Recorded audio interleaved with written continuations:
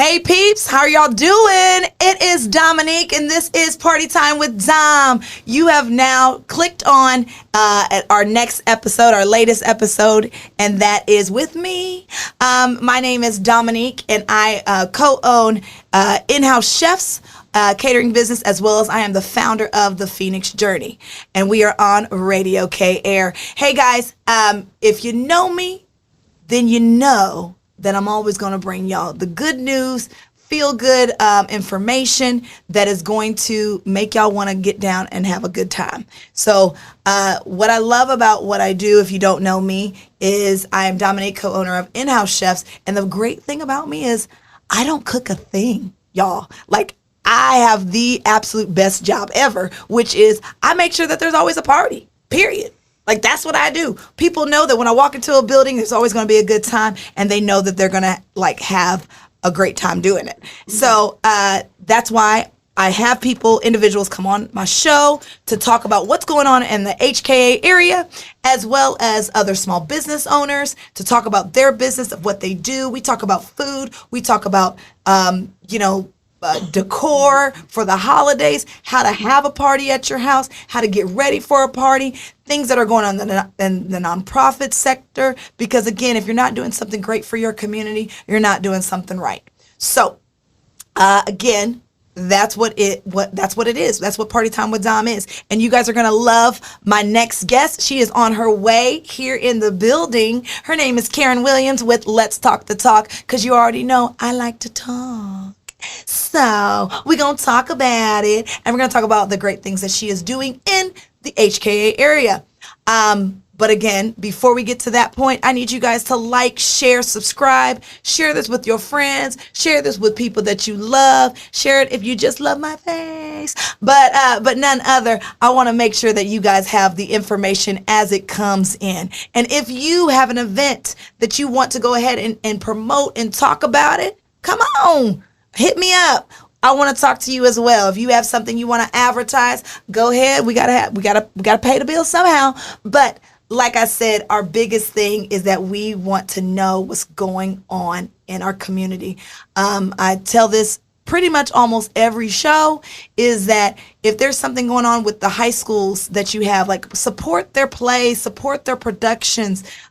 There's so many things going on in downtown Humboldt that you don't know, or they're going on in the town center or town square with in Kingwood. Please look into those events, because they're so much fun. It's a lot of great places for kids, and you want to make sure you guys know what's going on. So again, this is Party Time with Dom, and you guys know what I like to call every one of my guests that come on. I call them party starters. Why do I call them party starters? Because they are the ones that's bringing the information on their side, their neck of the woods, from whatever part that they're coming from. They bring a party that is unique to their own selves. So I bring party when it comes to food. I bring party when it comes to my particular nonprofit. But again, there's so many other people that have parties going on, and we want to share what those are all about. So again, you guys are going to meet Karen Williams when she gets in here in the building. I know that she's on her way. So we're going to take a break real quick, and we're going to come right back so that we can get into it and talk about Let's Talk the Talk. All right, y'all, this is Dominique on RadioKair. Messed that up. Let's try that again, people. This is Dominique on RadioKair, and it is Party Time with Dom. We'll be right back. All right, y'all, I am back. This is a Party Time with Dom on RadioKair. My name is Dominique Cousin, co-owner of In-House Chefs and founder of the Phoenix Journey. And guess who's in the building with me? Her name is Karen Williams. Say hey. Hey, everybody. Love it, love it, love it. Okay, Karen. Okay, so we literally, I'm not kidding y'all, we recently just met, and I have fallen in love with her already, because she has just a beautiful soul, and what she's about and who she's about is just tremendous. So let's get into it. Tell me about what is Let's Talk the Talk, because I thought that was a really cool name. I kind of wish I would have stole it, because honestly, girl, I'm going to be honest, the show would have been called Let's Talk the Talk with Dom. Like, if I would have thought of it first. And so I'm really upset that, like, you got it first. Dang it. It's okay. It's okay. But tell me, what is Let's Talk to Talk about? Well, Let's Talk to Talk is different from what you do. Yes. But Yes. it would have been good. It would have. But Let's Talk to Talk is all about community. It's community driven. I deal with several communities. We deal with, as far as community is concerned, helping them in any possible way you think. But I also deal with domestic violence. That's the key to Let's Talk to Talk. I deal with Houston House of Hope, which also it's a boys' home. Yeah. The Bridge Over Troubled Waters is a domestic violence women's shelter. Wow. So really, I cater to communities that really mean something to me. Yeah. So I can connect with these people because of my history with domestic violence. So when I talk about it and I help them, it's a passion that I have. But it's everything is about helping the community, not only that way, but with resources. We got to give people resources. You want to help them, but you got to give them the resources that they need to make it work. Absolutely. You can say, I can help you all day long, but if you don't give them the information on how to get the help, then they're still stuck. And what we're trying to do is help people from being stuck in a situation that they can't get out of. I love that. Okay, so let's back up a little bit too, because you talk about, helping communities. So, Karen, how long have you lived in the HKA area? I've lived here for 39 years. 39 years. Yes. Y'all, this gem has lived in our area, and she is doing huge things for the community and our city that we live in. So 39 years you've lived in the HKA area. Love that. And and you told me, like, what Let's Talk to Talk does. Now, you did hint a little bit of why. Why did you start Let's Talk to Talk? It started because I needed to have a conversation with someone. Okay. And I was embarrassed. I was shamed and didn't want to let people know I had been in a domestic violence environment. And lots of time when you're in shame, you want to make sure when you're talking to someone that it stays with you. Yeah. So I didn't, or with that person. Yeah. I didn't have an outlet. I didn't have an outlet to do that. Wow. So when I felt that I didn't have an outlet, I was like, I'm not the only one that's going through this. Right. I'm not the only one that's ashamed. Or to be ashamed of what they've been through or to talk about it. I'm not the only one that don't have somebody to talk to and share. Because when you keep it all in, it brings health issues to your body. 100%. When you don't share and you hold it in and you're not talking about what's going on with your life or in your life, it can bring about a sickness. Some people may believe it and some don't. I do believe that. I'm talking about my own self right now. Come on. Come on. Because I wasn't able to share and because I was not able to feel comfortable enough to tell someone what happened, I kept it in and it just ate away at me, not just mentally, but physically. I was having sickness in my body, but once you're able to break free from it and have an opportunity to share, you get better, you get stronger, and you get wiser. No, you're 100% correct. I love that part of your story, and I think that more people need to talk about those things. More people need to share those experiences because you're not the only one.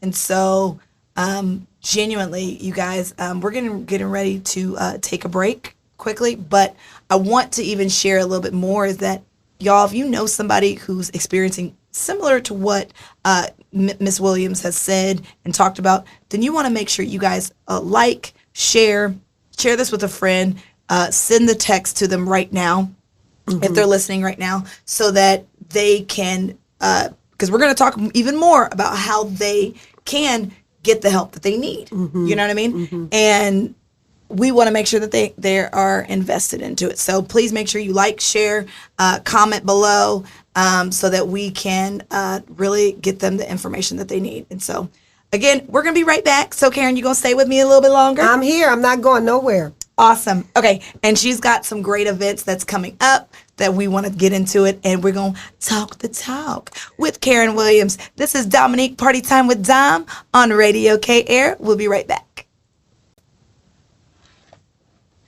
Okay, guys, we are back. This is Dominique with Party Time with Dom on Radio KAIR, and we are still hanging out with Karen Williams with Let's Talk the Talk. So, Karen, let's go back. We just talked about a little bit about, why you started Let's Talk the Talk. We talked about it, that it had a lot to do with something that happened in your own past of just not having somebody to talk to regarding domestic violence. And so you really gave us a good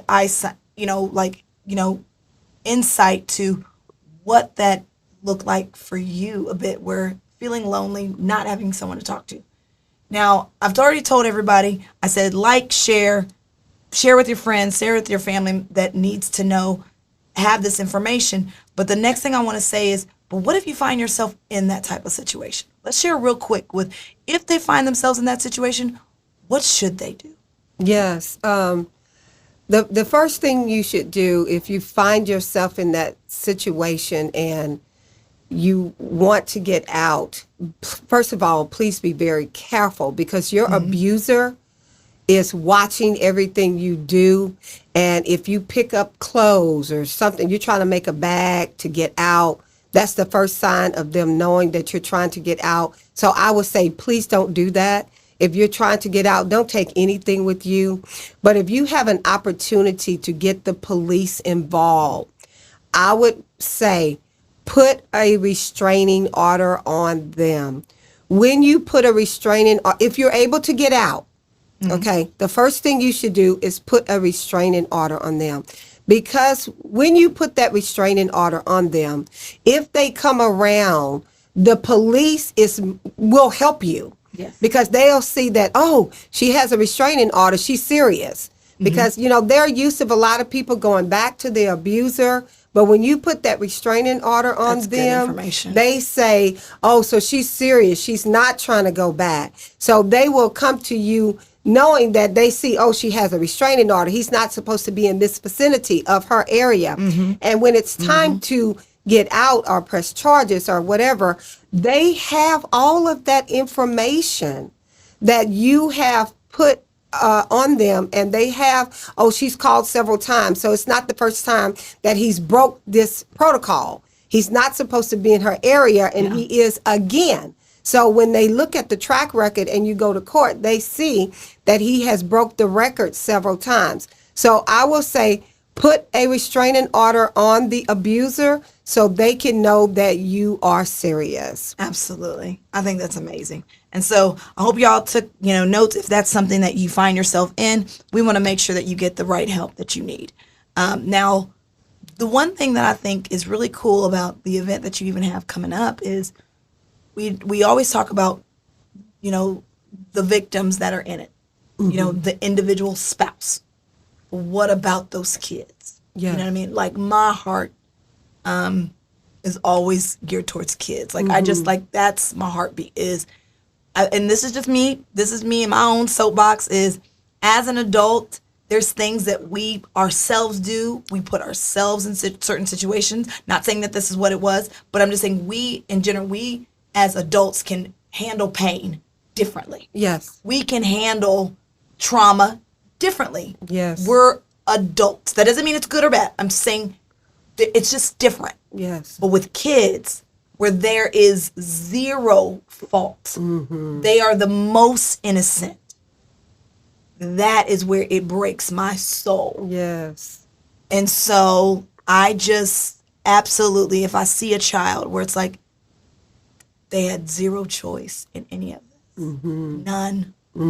They didn't ask to be in that They didn't ask to be in this situation. There was no way they walked into a door because they didn't get a choice to have a choice of a door to walk through. So what do you got going on that's going to help them? I know there's something great that you got.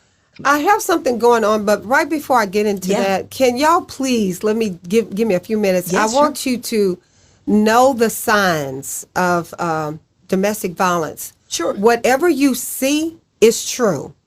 If you see it, don't try to fix it. Don't try to say, oh, that was just something, or he was just having a bad day, or she was having a bad day. Because it's not only women that goes through domestic violence, it's men as well. Accurate. It's on both sides. Yes. But because it happened to me, that's just the part that I'm talking about. Absolutely. When you see the sign, know that it's a sign. When you see that they are pulling you away from your friends, they no longer want you to be connected to your family. They're trying to separate you and segregate you from your friends and family. That is a sign. If they are aggressive in their talking, just say like y'all going out to eat, and you want a hamburger and he wants fried chicken, and he's demanding, he's saying, no, we're going to go get chicken and that's it. That's normally a sign as well. It's not that just he wants chicken, but there's underlining things that's controlling him and controlling the situation. Understand that a controlling person is not always a good person. They're trying to get you to do something that they want you to do. So know all the signs. What you see is really what you see. Yeah. Don't ignore it. So understand that aggressiveness, and it's not always the bruising and punching. So when you're looking at domestic violence, you're probably looking for bruises. Yeah. You're looking for scars. It could be verbal. Yes. So there's all different ways that domestic violence play into your role, but just believe what you see. If you're feeling uncomfortable with it before you get married, understand that it's a sign. So, I just don't want you to ignore signs that you see. Absolutely. Absolutely. We'll go ahead and let's go ahead and take a break real quick. And we're going to come back and we're going to talk about the event that's coming up that I'm very excited to share with y'all. All right, y'all. This is Dominique with Party Time with Dom, and we hanging out with Karen Williams with Let's Talk the Talk. We'll be right back.